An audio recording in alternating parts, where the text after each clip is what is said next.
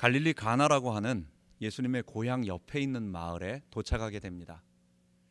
그랬더니 가버나움, 저기 예수님으로부터 그 가나에서 한 30마일 정도, 한 48km 정도 떨어져 있는 그 갈릴리의 중심 도시인 가버나움에 왕의 신하, 그러니까 아마 갈릴리 분봉왕이 헤롯 안디바스예요. 그러니까 안디바스의 어떤 행정 관료 정도 되는 사람이 그 먼 길을 예수님이 갈릴리에 오셨다는 말을 듣고 거기까지 오게 됩니다. 와서 제 아들이 지금 아파서 죽게 되었으니까 나를 고쳐주십시오 라고 말하는 거예요. 그때 예수님이 아이의 병을 고쳐주시는데 하신 말씀이 있습니다. 너희가 표적과 기사를 보지 아니하면 도무지 믿지 아니하리라 라고 말을 하면서 예수님께서 고쳐주시는 거예요. 이 말을 가만 들어보면 예수님께서 병 고치는 것, 이걸 약간 그렇게 즐거운 마음으로 하시는 것 같지 않다라는 거예요. 예수님께서 자기에게 도움을 청하고 있는 이 왕의 신하라고 하는 그 사람의 간청을 고쳐주시는데, 그냥 다른 데서처럼 베세다에서 오병이어를 먹이시든지 10명의 문둥병자가 지나갈 때 그들을 고쳐주신다든지, 아니면 바디메오가 와서 나 눈 좀 보게 해달라고 할 때 고쳐준다든지, 이런 것과 다르게 예수님께서 너희가 표적과 기사를 보지 아니하면 도무지 믿지 아니하리라 라고 말씀하시면서 그 사람에게 고쳐주시는 것입니다. 이 말을 보면 예수님의 이 사역 속에 어떠한 이 예수님이 지금 하시고자 하는 기적에 대한 사람들의 태도나 그 기적이 잘못되면 사람들로 하여금 잘못된 신앙을 갖게 되기 때문에 예수님께서 오늘 말씀을 통하여 우리가 말씀 중심의 신앙과 그리고 기적, 근데 그 기적은 우리들에게 주로 기도 응답으로 나타나기 때문에 올바른 기도라고 하는 제목으로 우리가 말씀을 좀 나눠야 되겠습니다. 예수님이 갈릴리 가나에서 말씀을 전하시는데 사람이 와서 기적을 베풀 때에 그곳에서 별로 2번이나 표적을 행하십니다. 근데 2번 행할 때가 우리 지난 시간 첫 번째 보았을 때 그 잔치집에서 포도주가 떨어져서 그 포도주에 물로 포도주를 만들어 주시는 표적입니다. 그런데 예수님은 여기서도 본인은 원래 하고 싶질 않으셨어요. 내가 이 포도주가 떨어진 것이 나와 무슨 상관입니까? 라고 어머니에게 되물어 보시듯이 예수님은 처음에는 나는 이거 기적을 베풀고 싶지 않습니다. 그런데 어머니 마리아가 자꾸만 해달라고, 예수님이 그 정도 말했으면 안 해야 되는 거 아닙니까? 라고 이렇게 생각을 하셔야 되는데 종들, 하인들에게 예수님이 뭐 말씀하실 때가 그대로 다 해라라고 자꾸만 이렇게 하시기 때문에 그냥 예수님은 어쩔 수 없이 이렇게 하시는 느낌이 있습니다. 오늘 본문에도 2번째 표적에도 갈릴리 가나에서 예수님은 그렇게 하시는 거예요.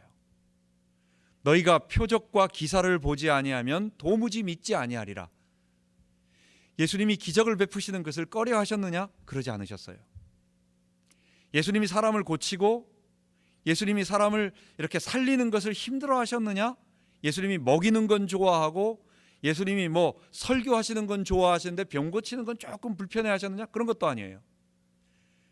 예수님이 예루살렘에서 사람 고칠 때, 다음 시간에 베데스다 연못에서 사람 고칠 때 힘들어 하셨느냐? 그 사람에게 좀 불편한 말씀을 하셨느냐? 전혀 그러지 않았어요. 갈릴리 다른 곳에서도 예수님 기적 베푸실 때 힘들어하지 않으셨어요. 왜 갈릴리 가나에서, 왜 또 나사렛에서 예수님이 그러셨냐라고 하는 것입니다. 아마도 사람들이 갈릴리 가나와 나사렛은 예수님이 어렸을 때 지난 곳이었습니다. 예수님의 고향이 나사렛이었기 때문에 어머니와 함께 어린 시절을 보냈기 때문에 예수님을 보면 그리스도시구나, 저분이 그리스도시구나 라고 생각하기 전에 마리아 아들인데 그 어머니를 내가 알고 그 아버지를 내가 아는데 아버지 얘기가 안 나오는 거 보면 아버지는 일찍 돌아가신 것 같아요. 그래서 그 집을 우리가 다 알고 있는데 언제 또 그리스도라고 와서 말씀을 전하네 라고 하는 어떤 그런 사람들의 마음. 갈릴리 가나도 바로 옆 동네이기 때문에, 예수님의 옆 동네이기 때문에 지난번에 예수님께서 그 혼인잔치에 초대받아 가신 것은 뭐 신학자들은 거기에 친척이 있다거나 아니면 뭐 친구가 있다거나 해서 간 것입니다. 결국은 가나와 나사렛 같은 것은 고향으로 볼 수 있는 한 동네이면서 거기서 예수님이 기적을 베푸실 때는 사람들은 두 가지 마음, 세 가지 정도의 마음을 갖는 거예요. 야, 우리 동네에 자랐던 그 예수라고 하는 예수가 기적을 베풀어 하는 호기심. 첫 번째 호기심. 두 번째, 마리아의 아들이 무슨 메시아가 되겠어 라고 하는 약간 부정적인 그런 마음. 아니면 세 번째, 마리아를 통해서 내가 예수에게 기적을 좀 해달라고 하면 우리 친구 마리아를 통해 가지고 아들 예수한테 말하면 그가 기적을 베푸니까 우리가 수지 맞겠다라고 하는 어떤 이런, 결국은 하나님께서 또는 예수님께서 기적을 베푸시고자 하는 그 목적과는 상관없이 사람들이 그 기적을 다르게 본다라고 하는 것입니다. 여러분, 오늘 본문은 사마리아 그 지역에서 예수님께서 이틀간 유하시면서 말씀을 전하시고 그리고 나서 바로 연결된 본문이라는 것을 알아야 됩니다. 사마리아 사람들은 이스라엘 사람들이 생각할 때 천한 사람이었고, 그리고 이방인과 거의 비슷한, 그러면서 도저히 합칠 수 없는, 그리고 아주 원수 같고 또 아주 천하게 여기고, 그리고 사마리아 그 산 그리심산에 성전 만들어 놓은 이단 집단이에요. 구원이 없는 마귀 집단이라고 볼 수 있는 그런 사람들이, 그런 천한 사람들이에요.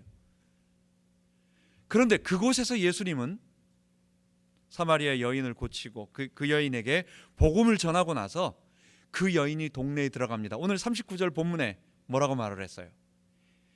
여인이 들어가서 예수님을 만났다. 그 예수님이 메시아인 것 같다 라고 말하고 나니까 사람들이 와서 우리 마을로 들어와 달라고, 우리와 함께 유해 달라고, 그래서 사마리아 지역에 이틀간 유하시는 것입니다. 여러분, 모든 사람들이 예수님의 기적을 보고 다 그렇게 예수님을 받아들인 것도 아니었어요. 거라사 지역의 이방인 지역 데카폴리스, 그 지역에 거라사라고 하는 큰 도시에 예수님께서 들어가셨더니 마가복음 5장 같은 경우에 보면 미친 사람, 그런데 귀신 들려서 너무 강한 귀신, 그리고 그 귀신이 이름이 명찰 달고 군대라고 하는 귀신이 아니라 너무 많은 레기온이 들어가 있다는 거예요. 레기온은 로마의 군단인 것입니다. 로마 군단 편제에 보면 6,000명을 한 개의 레기온 군단이라고 말하는 거예요. 그러니까 이 사람 속에 엄청나게 많은 귀신이 들어가서 이 사람이 도저히 제어할 수 없어가지고 막 무덤 사이를 맨발로 다니고 쇠사슬로 묶었더니 그것을 막 손으로 끊어내고, 여러분, 손으로 끊어내면 어떻게 되겠어요? 이게 살점이 다 찢어지는 거예요. 그러니까 피투성이 되는 거예요. 맨발로 우리 알링턴 묘지 곱게 깔아놓은 무슨 잔디를 걸어가는 것입니까? 그냥 묘지를 걸어가면 어떻게 되겠습니까? 가시에 찔리고 피투성이 되고 온몸 상처 투성이, 통제 안 되는 이 사람을 예수님께서 말씀 한마디로 귀신을 내어 쫓으니까 아무도 통치할 수 없던 그 사람에게 귀신이 나가고, 그리고 돼지떼에 들어가서 돼지떼가 몰살하게 되는 것입니다. 그 마을 사람들은 어떻게 됐습니까? 우리 마을에 있는 귀신 좀 쫓아주세요 라고 말하지 않고, 한 명 귀신 쫓았는데 돼지 2,000마리 죽었어요. 그럼 우리 마을에 또 누구 집에서 2,000마리, 한 2만 마리 죽어나갈지 모를 것 같아. 물질에 대한 욕심과 두려움, 예수님을 통해서 구원받고 새 사람 되고 하나님 백성 되고 정신이 온전해져서 이 사람이 드디어 아브라함 백성, 하나님 사람 되었다, 이런 생각은 안 하고 물질의 손에 자기 욕심에 대한 어떤 것이 있기 때문에 예수님을 들어오라고 하지도 않고 멀리 떠나가시라고 그러는 것입니다. 그런데요, 천하다고 생각하는, 아주 미천하다고 생각하고 인종도 다르고 우상 숭배하는 저 사마리아 사람들은 예수님 들어오시라고. 그래서 이틀 동안 사마리아 사람 집에 묵으면서 가만히 있었습니까? 계속해서 말씀을 듣는 거예요. 그러니까 마지막에 그 사람들이 하는 말이 여인에게, 그 사마리아 여자에게 가서 내가 말을 했기 때문에 우리가 예수를 믿는 것이 아니라 예수님의 말씀을 직접 듣고 보니까 그가 참으로 메시아였다. 이 사람들은 어떤 기적을 본 것도 없습니다. 다른 생각한 것도 없습니다.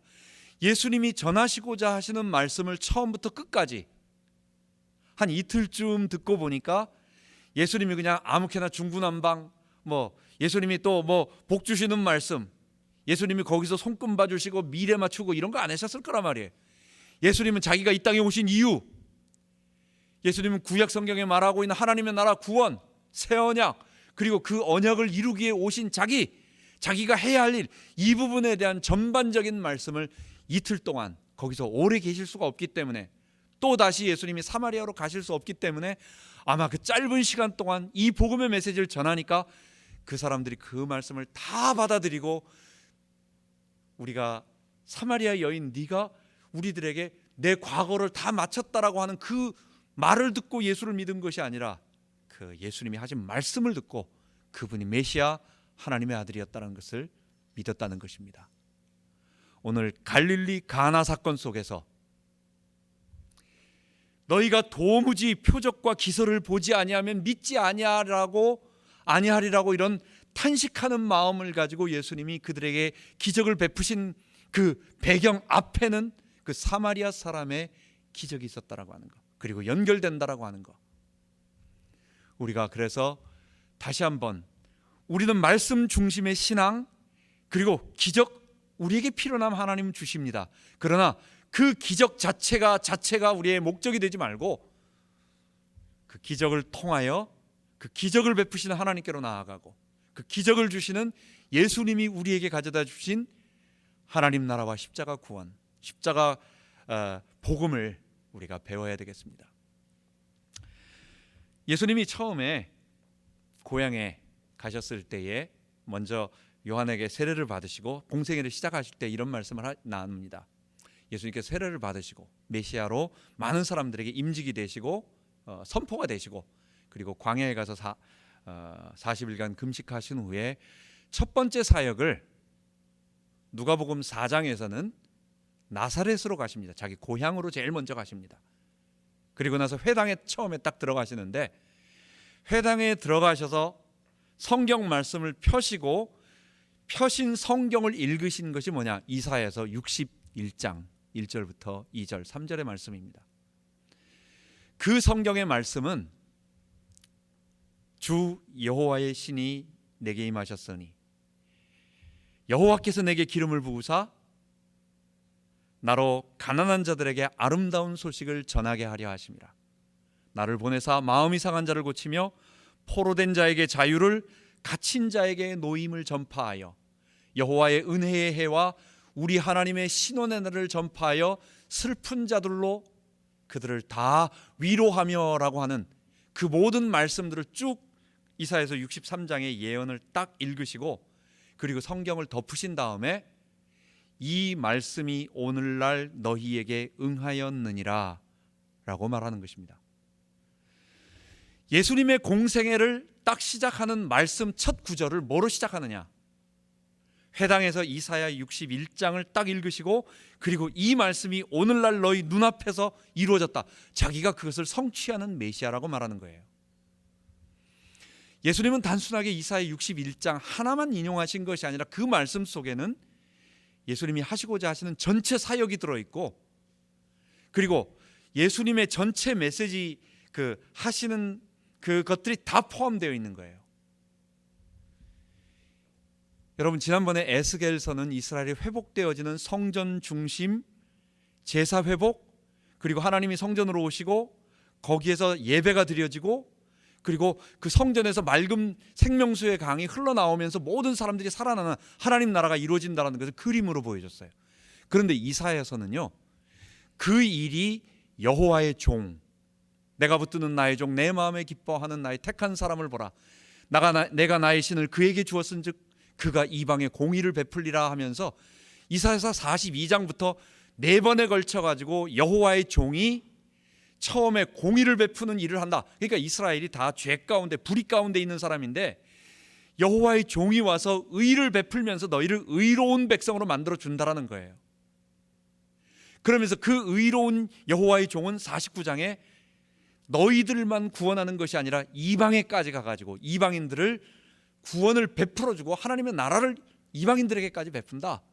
그러면서 50장 세 번째 여호와의 종에서는 하나님께서 그 여호와의 종이 우리를 의롭게 만들기 때문에 아무도 어떤 대적도 우리를 정죄할 수가 없고 우리를 대적할 수가 없고 우리를 정죄할 자는 다 옷과 같이 헤어지고 주님이 우리를 갖다가 완벽하게 의롭게 정죄하지 않고 만들어 주실 것이다. 그리고 네 번째가 가장 중요한 이사야서 53장의 여호와의 종이 그 일을 그가 찔림은 우리의 허물을 인하며 그가 상함은 우리의 죄악을 인함이라. 그가 징계를 받음으로 우리가 평화를 누리고 그가 채찍에 맞음으로 우리가 나음을 입었도다 말하면서 그 여호와의 종이 친히 우리 대신 징계를 받고 채찍에 맞고 버림당하고 우리 대신 모든 죄를 짊어짐으로 우리가 그런 구원을 얻었다라는 말이에요. 그 문맥 속에서 이제 계속해서 그 여호와의 종을 믿는 자들이 이방인까지 구원하게 되고 그러다가 마지막에 60장에 그 여호와의 종을 통하여 이스라엘이 의롭게 되니까 의로운 백성이 이제 너희가 되었다. 일어나라 빛을 발하라. 이는 내 빛이 이르렀고 여호와의 영광이 내 위에 임하였느니라. 이거는 그 여호와의 종을 통해서 이스라엘과 그 다음에 하나님의 백성들이 의롭다함을 얻게 되었다는 것을 선언하고 그 의가 빛이 뭐예요? 하나님의 의가 우리 가운데 임했다는 거예요. 그리고 그것을 예수님께서 우리에게 자기에게 성령을 부으셔서 뿐만 아니라 자기뿐만 아니라 이제 예수님을 따르는 하나님의 백성들이 성령 받고 이방인들에게 나아가서 계속 이 아름다운 복음을 소식을 전한다라고 그 시작을 자기가 시작한다라는 것을 선언하는 것입니다. 그렇기 때문에 예수님이 이사야서 41장을 말씀하시고 뿐만 아니라 61장을 말씀하시는 그 부분은 그분의 사역 전체인 여호와의 종을 통하여 이 땅에 하나님 나라가 이루어질 거라고 하는 그 복음 메시지 전체를 말하는 것입니다. 좀 더 좁게 말한다면 뭐겠어요? 예수님이 새 언약의 성취로 이 땅에 오셔서 이전의 사람들이 율법을 지키면서 거룩해지려고 했지만 그 안 되는 방법을 예수님이 친히 십자가에서 죽으시고 부활하셔서 그분과 함께 믿고 그분을 의지하고 그분 안에 들어가서 그분과 함께 못 박혀 죽고 그분의 생명이 우리 안에 들어와서 우리가 하나님의 백성이 되면 이제부터는 우리가 거룩한 하나님의 백성이 되어 갈 것이다. 그게 하나님 나라가 이루어진다. 나는 그 일을 위하여 왔다. 그러기 위해서 곳곳마다 설명할 때 그 일이 이루어진다. 그 하나님 나라는 이런 비유가 있다. 그 일을 이루는 것은 사탄이 꺾인 것을 보아라 하고 또 귀신도 쫓아내주시고 설명도 하시고 나는 생명의 떡으로 왔다. 여러 가지 기적들을 다 보여주시는 것입니다. 모든 게 뭐라고요? 이사야서 61장에 말하는 것처럼 하나님의 의를 이루는 구원이 나를 통하여 이 땅에 현시되어졌다. 이제 올 것이다 라고 말하는 것입니다. 나사렛 사람들이 이걸 들었는데요, 거부하는 거예요. 누가복음 4장에 보면은 그 말을 놀라고 기이 여기고 그 은혜로운 말씀을 놀라지만 그들이 하는 말은 뭐냐? 아니 전에 저쪽 어디에서 그 예루살렘하고 저기 가버나움에서 기적 베풀었다며 그것을 우리 앞에도 한번 해봐라 라고 말하는 거예요. 예수님이 기적 베푸신 목적이 뭐라고요? 단순한 기적을 행해서 사람을 고치는 게 아니에요. 예수님이 계실 때 수많은 사람들이 배고픔을 당하고 질병에 아픈 사람들이 있었습니다. 예수님 다 고치지 않으셨어요. 예수님 믿고 나서 지금도 믿는 사람들 가운데 질병으로 고통당한 사람이 있고 예수 잘 믿는 사람도 일찌감으로 돌아가실 수 있어요. 정말 거듭나서 하나님 나라 구원을 증거하는 사람도 어려움 당할 수 있고 그렇게 갈 수 있어요. 문제는 뭐냐? 예수님이 기적을 베푸시고 예수님께서 어떤 그런 놀라운 일을 베푸신 것은 그 기적을 통해서 내가 그 구원을 가져다 주는 하나님 나라, 메시아요 왕이요 너희는 나를 통하여 그 구원에 들어가라, 이걸 말씀하시는 거예요. 그런데 사람들은 그거 관심 없고 여기 와서 구원을 좀, 그 기적을 한번 베풀어 보라고 예수님이 말씀하십니다. 이방 땅에, 지금 누가복음 4장 얘기하는 거예요. 이스라엘 땅에 많은 과부들이 있었지만 저 시돈 땅 사렙다 과부 한 사람만 구원을 얻었다. 엘리야 때. 이스라엘에 많은 문둥병자가 있었지만 엘리사 때 저 아람에 있는 나아만 문둥병자 한 사람만 구원을 얻었다. 이 말은 무슨 말이에요? 너희들도 마찬가지라고. 너희가 하나님을 믿는다고 하지만 너희에게 이 기적을 이렇게 하는 것은 차라리 이방인인 저 사마리아 사람처럼 보이는 그 사람들이 구원을 얻고 너희는 구원을 얻지 못한다. 이 사람들이 화가 나가지고요, 예수님을 끌고 밖으로 끌고 나가서 그 나사렛 근처 세워져 있는 절벽 같은 곳에 예수님을 떨어뜨려 죽이려고 그랬어요. 예수님의 권능이 딱 권위가 임하니까 사람들이 감히 어쩔 수 없으니까 거기서 유유히 걸어 나오시는 것입니다. 다시 한번 말씀드립니다. 똑같은 기적을 베푸시고 하는데 갈릴리 가나 사람들이나 아니면 나사렛 사람들은 예수님을, 아니 마리아의 아들이 무슨 메시아가 되겠어? 아니면 혹시나 초창기에는 그랬어요. 아니 뭐 우리가 엄마를 알고 있는데 누구 집 아들이라며, 이렇게 알고 있는 마음으로 그리스도를 거부하다가 기적이나 좀 할까? 근데 너무 많은 기적과 아무도 부인할 수 없는 일들이 벌어지니까 그 다음에는 어디까지?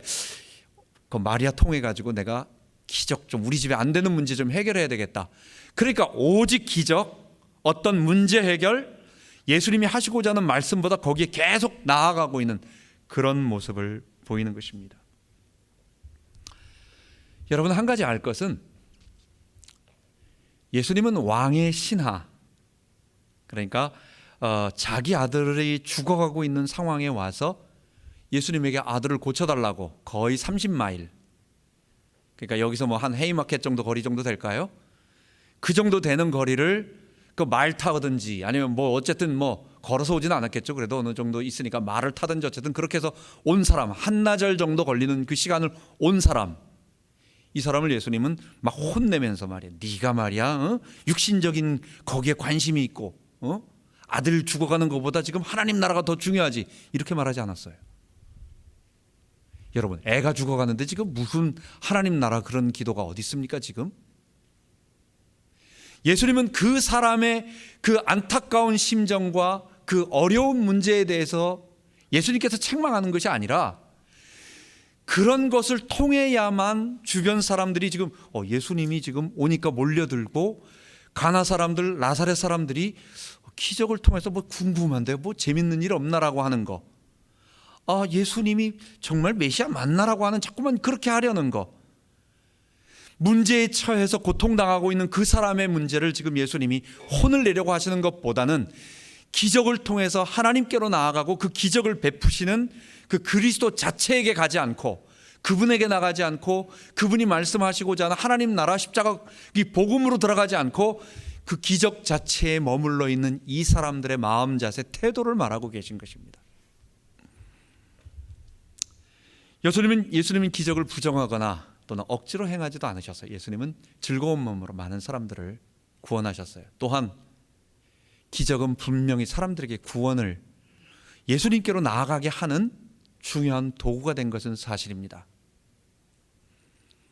10명의 문둥병 또는 바디메오, 이런 사람들이 기적이 없었다고 한다면, 자기 문제에 대한 절박한 아픔과 눈물 때문에 예수님을 만나고, 그 사마리아 여인도 그 7명째 가는 그 자기의 고통 속에서 예수님을 만났고, 또 그 12의 혈루증을 앓던 여인도 예수님을 만나서 그 자기에게 있는 그 고통이 예수님께로 나아가는 좋은 도구가 됐어요.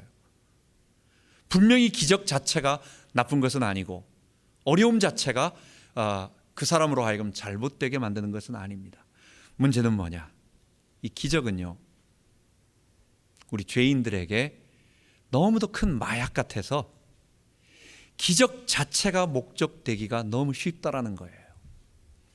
왜냐하면 기적은 우리에게 뭔가 유익을 주고 말씀을 통해서 하나님 나라 구원을 베풀고 이 말씀을 전체적으로 알게 되면 결국 남는 건 뭡니까? 우리에게 남는 것은 뭐예요? 복음을 알게 되면 뭐가 돼요? 아, 하나님 나라, 주님이 이루시는 이 하나님 나라가 있구나. 그 나라는 우리가 이 땅에서 예수님 우편에서, 예수님 좌편에서 뭔가 권세를 부리면서, 세도를 부리면서 특권을 가지고 뭐 하는 게 아니라 우리가 섬기면서 또 통치하는, 그리고 예수님의 성령으로 말미암아 내가 거룩한 사람 되어지는, 좀 더 오늘 우리말로 얘기한다면 십자가에 죽고 예수의 주되심을 고백함으로, 좀 더 말한다면 내가 날마다 주의 내 죄와 싸우고 성령을 의지하려고 하는 이런 투쟁이, 영적 싸움이 내 속에 있다라는 말이에요. 근데 이거는 싫은 거예요. 그리고 기적을 보면 재밌어요. 여러분, 불난집 구경하는 것도 재밌지만은 어디서 새로운 일들이 막 벌어지고 뭔가 어떤 역사가 일어나는 거 옆에서 보면 그것도 재밌어요. 가뜩이나 뭐 새로운 일이 없고 심심해 죽겠는데, 텔레비도 없고 스마트폰 뭐 유튜브도 없는 세상에 뭔가 좀 새로운 일, 맨날 아침 일어나면 뻔한 일들이 일어나는데 뭔가 새로운 일이 있고 뭔가 일이 일어난다. 여러분, 그 자체가 재밌는 것입니다. 아니면 내가 거기에 나도 거기서 뭐 좀 얻어먹을 수 있는 떡고물이 떨어지는 그 일이 벌어지는 것입니다. 기적은 자칫하면 그 기적 자체에 함몰되어서 그 기적이 말하고자 하는 그리스도께 나아가지 못하게 하는 큰 위험이 있다는 거예요. 예수님께서는 그래서 그 사람의 안타까운 심정을 보시며 고쳐주셨지만, 마지막 결론에는 그 기적에 대한 얘기도 하지만, 그러나 다시 한번 예수님은 그 기적 자체에 머무르지 말고 기적을 가져다 주시는 하나님께로 나아가자, 예수님이 말씀하시는 것입니다. 그게 오늘 주제인 세 번째 말씀 중심의 신앙과 올바른 기도인 것입니다. 예수님은 성경에 많은 일들을 하셨는데 예수님의 사역을 한번 딱 함축해 보세요. 예수님은 구약 성경, 예수님 당시의 성경이라고 말하면 구약 성경이 되겠죠. 구약 성경 벗어나는 일이 없었어요. 구약 성경의 선지자들로부터 말씀하신 모든 말씀들을, 그리고 시편, 그리고 선지서, 모세오경에 예언되어져 있는 것들이, 특히 예레미야의 새 언약, 성령, 하나님 나라, 이런 것들이 자기를 통해서 어떻게 이루어지는가, 그게 무슨 뜻인가 라고 하는 것을 집중적으로 뽑아서 그 말씀을 자기에게 적용하면서 그 말씀이 지금 너희들 앞에 이루어졌다. 예수님이 하시는 말씀은 그거예요. 엠마오로 가는 두 제자 시리에 빠져가고 있는데 누가복음 24장에 그들에게 말씀하십니다. 성경을 풀어 가르쳐 주시면서 그리스도가 고난을 받고 이제 그리스도가 이렇게 부활해야 할 것을 시편, 모세의 율법, 그리고 선지자의 글에서 자기를 가르쳐 기록된 말씀이 이것이라 하고 하나하나 내가 너희들에게 말한 게 이거 아니냐라고 계속 말하는 거예요. 여러분, 예수님이 오랜 기간 동안 성경을 가르쳤지만 성경 한 부분의 한 줄을 가지고 그거를 갖다가 뭐 신학자들에겐 많이 필요하지만 그 한 줄에 평생을 걸고 하나님 나라, 십자가 이런 구원 없이 거기에만 빠져가지고 계속 있는 거 아니에요. 그것도 성경을 말하는 거예요, 사실은. 그죠? 여러분 생각해 보세요. 성경 한 구석에 가지고 그거 하나만 연구해도 성경을 말하는 거예요. 성경 벗어난 게 아니에요. 근데 문제는 뭐냐? 그게 성경을 주신 하나님의 뜻이 아니라는 거예요. 우리가 연애 편지를 우리 옛날에 여러분 좀 써보셨어요? 요즘은 뭐 그런 게 없어가지고 그 편지를 쓰는 것. 옛날에 어떻게 썼나 몰라. 어쨌든 그걸 썼어요. 쓰면은 그걸 읽는 사람이 딱 봤을 때 이거 문법이 틀렸네. 이거는 비유법으로 썼네. 요거는 대꾸법이고 여기는 중의법이 들어가가지고 뭐 이런 말 안 해요. 그냥 그 내용 자체를 그대로 받아들이는 거예요. 그 사람을 받아들이는 거예요. 여러분, 거기에서 문법을 따지고 거기에 하나하나를 따지고 있는 것은 오히려 그것을 준 사람을 모르는 거예요. 성경이 우리들에게 말하는 내용이 뭡니까? 성경 66권, 특히 예수님 당시의 구약 성경, 그리고 그 구약 성경을 예수님이 해석하신 방법으로 그대로 우리들에게 해석해서 교회를 만들어내고 그대로 했더니 성령이 임했다라고 하는, 다시 말한다면 예수님은 구약을 가지고 율법의 모든 것을 완성하고 말세에는 예레미야를 통하여 새 언약이 이루어진다. 그 새 언약은 성령이 너희들 가운데 임해서 너희가 하나님 나라 백성이 된다. 그래서 즐거운 마음으로 기쁜 마음으로, 그리고 성령의 인도를 통해서 우리가 새로운 하나님의 백성이 된다. 이 성령 영원토록 떠나지 아니하신다. 그 하나님이 우리와 함께 하신다. 그 하나님 통해서 하나님 나라, 하나님께 순종하는 거룩한 백성이 되어 가다가 마지막 날 주께서 모든 것을 심판하시고 거룩하게 새 하늘과 새 땅이 이루어진다. 여러분, 이사야서 맨 마지막 두 구절이 있습니다. 요한계시록 두 구절 마지막 21장에 나오는 것, 새 하늘과 새 땅이 나오죠. 그리고 거기 20장에 꺼지지 않는 불이 나오죠. 지옥의 불이 나오죠. 이사야서 66장 마지막 두 절 22절과 24절 거기에도요, 내가 새 하늘과 새 땅에 여호와께 순종하는 거룩한 백성들 거기 들어간다고 말하고, 그리고 악인은 24절 맨 마지막에 꺼지지 않는 불에 집어넣는다고 말하는 거예요. 결국은 마지막 때 이 예언, 예수님 오시기 700년 전에 그런 앞으로 있을 그 하나님의 구원을 얘기하면서 우리에게 다 그렇게 말해주고 있어요. 여러분, 그거 설명하고 그거 체험하고 그거 말하는 것입니다. 그리고 우리는 그것을 배우는 것입니다. 우리가 이렇게 살아가다가, 이 말씀을 배우고 살아가다가, 다시 한번 강구합니다. 다시 한번 얘기합니다. 우리 어려움 만나요.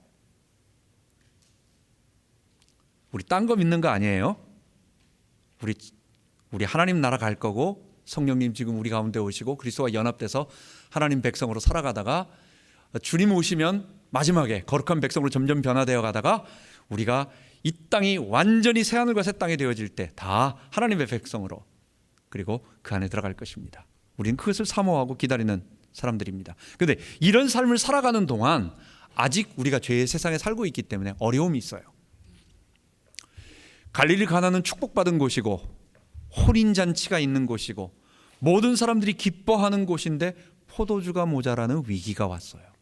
어려움이 왔어요. 누가 그걸 기억했습니까?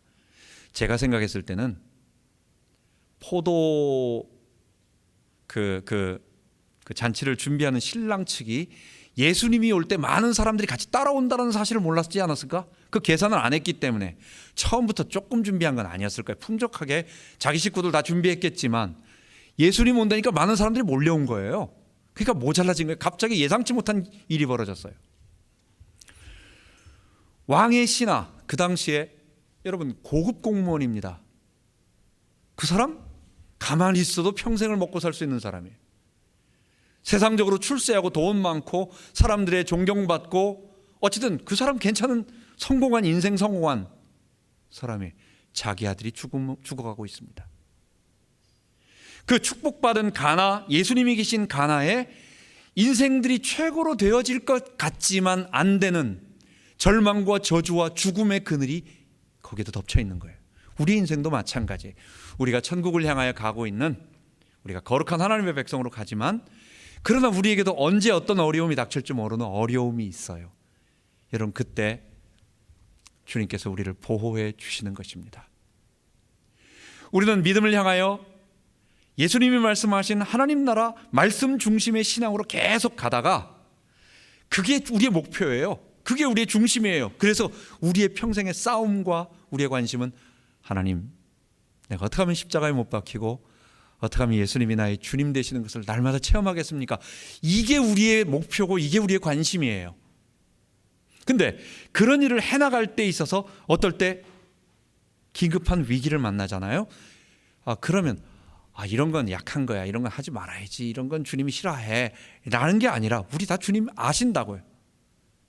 나오라는 거예요. 주님께서 아무것도 염려하지 말고 기도하고 주님께 나와서 내어 맡기고, 아니 애가 죽어가는데 지금 무슨 기도를 하겠습니까? 우리가 주님께 나오라는 거예요. 주님은 그 사람에게 구원을 베풀어 주시는 것입니다. 주님은 우리의 프로텍터가 되어주시고 주님은 우리의 프로바이더, 공급자가 되어주시는 것입니다. 주님은 아브라함에게 믿음을 선택한 그잖아요. 주님은 그 선택한 아브라함이 선택했던 그 사람에게 아브라함아 나는 너의 방패요 너의 지극히 큰 상급이니라. 아브라함이 두 번 결단을 하게 됩니다. 롯을 데리고, 사실은 롯이 자식이 없는 아브라함의 노후 보장이었어요. 사실은 양자 비슷하게 된 거예요. 그래서 내가 늙으면 이 롯이 나를 커버해 줄 거야 라고 한, 사실은 노후의 보장이에요. 그런데 하나님이 안 된다고, 사람이 많아져가지고 헤어지게 하니까 야 그럼 네가 선택해, 좋은 거 선택해라 해서 갈라지고 나니까 그 다음에 하나님께서 이 땅을 보여주시면서 가나안 땅 내가 너에게 주겠다, 하나님께 첫 번째 약속해 주셨어요. 롯이 전쟁을 통해서 잡혀나가자 아브라함이 318명 가병을 이끌고 가서 건져냅니다. 구원해냅니다. 당연히 탈취품을 자기 것으로 갖지만 그것을 갖다가 소돔 왕에게 다 돌려주면서, 소돔 왕 당신이 나에게 마지막에 말할 때 아브라함이 부자가 된 것은 내가 옛날에 그 탈취품을 다 줬기 때문에, 그러니까 그 탈취품이 누구 거예요 원래? 그 소돔 왕 거 뺏어간 거잖아요. 그러니까 그게 다 소돔 왕 거라고요. 그러니까 내 것 때문에 저 사람이 부자 됐다라고 말할까 봐 나는 그걸 당신에게 다 준다. 하나님이 나의 기업이고 하나님이 나의 방패다. 그날 밤에 하나님께서 나타나셔서 아브라함아 나는 너의 방패요 너의 지극히 큰 상급이니라. 여러분, 하나님은 우리의 방패가 되시고 우리의 피난처가 되시고 우리의 도울 힘이 되어주시고 그분은 우리에게 강한 손과 편팔로 우리를 지켜주시는 분이에요. 그러나 우리 목적이 뭐예요? 우리는 어디를 가고 있는 사람들이에요. 그것 자체에 빠져서 그것 자체에 좋아하고 거기에 함몰되어서 헤매고 있으면 여러분, 기적도 보고 기적도 체험하고 심지어 기적도 행할 수 있는 사람이지만 마지막에 예수님이 너 지금 뭐 하고 있니? 나는 너를 모른다. 너는 그 기적이 말하고 있는 하나님의 백성으로 나아가서 거룩한 백성, 이 하나님의 백성 되는 이게 기적이 그걸 뒷받침해 주는 거잖아요. 그걸로 나아가라고 말해주고 있는 거잖아요.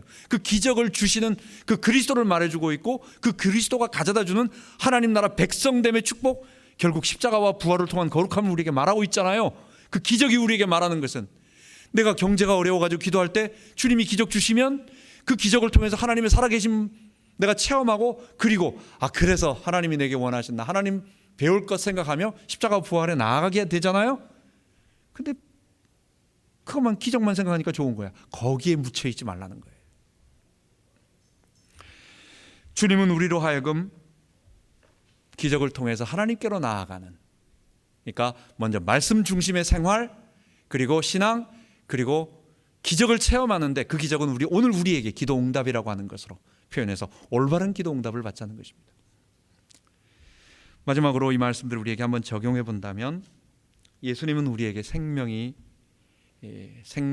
되시고 생명을 주시는 분, 그러니까 자기 자신 죽어있는 우리에게 외부에서 예수님의 생명을 부어넣어 주심으로 우리가 살리는, 그러니까 생명을 주시는 분, 또한 그분 자신이 우리 안에 들어오셔서 성령으로 우리를 살려주시기 때문에 우리의 생명 되시는 분, 그리고 그분 자체가 예수님은 생명, 예수님은 우리의 생명 되십니다. 어떤 문제라도 우리가 하나님께 아뢰고 기도하자는 것, 예수님은 왕의 신하의 아들이 죽어가는 것을 긍휼히 여겨주셨어요. 예수님은 사랑이 많으세요. 우리의 모든 문제들을 주님 앞으로 나아가서, 왕의 신하가 자기 아들이 그렇게 되기를 왜 원했겠습니까? 누가 원했겠습니까? 원치 않는데 온다는 거예요. 사람은 그런 거예요. 우리 하나님 앞에 아뢰고 불쌍히 여기고, 나도 언제든지 어려움을 당할 수 있고, 또 그 어려움은 영원히 그렇게 되는 게 아니에요. 또 일어나서 또 살고, 이게 우리 평생 갈 때까지, 주님 갈 때까지 계속 이 풍랑으로 인하여 주님께 더 빨리 나아가게 되는, 점점 나아가게 되는 그런 길을 보게 되는 것입니다. 주님은 그를 불쌍히 여기시고 뿐만 아니라 가나에 계신데 지금 가버나움 한 48km 정도, 그러니까 30마일쯤 떨어진 곳에 이 왕의 신하는 내려오셔서 좀 한번 만져만 주시면 된다고, 예수님은 만질 필요도 없다는 거예요. 가라고, 나았다고. 여러분, 한 200마일쯤 떨어져 있으면 어떻겠습니까? 예수님이 한 저기 지구 바깥에는 좀 멀고 사람이 없으니까 지구 반대편에 말씀 한마디로 하실 수 있는 거예요. 권능의 하나님, 그리고 여호와 라파, 여호와 치료자 되시는 그분이 우리를 사랑하시고 우리와 함께 하시기 때문에 그분께 아뢰고 그분께 부끄럽지 말고 12의 혈루병을 앓고 있는 여인이 절박한 마음으로 딴 데 가서 있지 말고 주님께로 나아가자는 거, 내 모든 문제, 우리의 아픈 것들을 주님께 내어놓는 거, 주님 그걸 기뻐하시고, 다른 사람들은 뭐라고 할지 모르지만 예수님은 내 믿음이 너를 낳았다 라고 말할 때 이 따라 이렇게 말하는 게 아니잖아요. 따라, 그 말 속에 얼마나 많은 것이 포함되어 있어요. 그 12년 동안의 그 아픔을 다 알고 있는 예수님이 아니겠어요? 그 예수님께로 나아가자고.